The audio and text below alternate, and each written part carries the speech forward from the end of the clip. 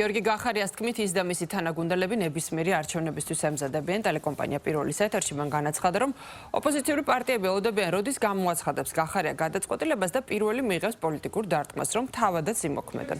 წამყვანის კითხვაზე, თუ საპარლამენტო და თვითმმართველობის არჩევნები ერთად არ დაინიშნა, კატეგორიულად ამბობს თუ არა თვითმმართველობის არჩევნებში მონაწილეობაზე უარს, გახარიამ უპასუხა, რომ კატეგორიულ უარს არ ამბობს, თუმცა ამ გადაწყვეტილებისთვის ის დღეს მზად არ არის.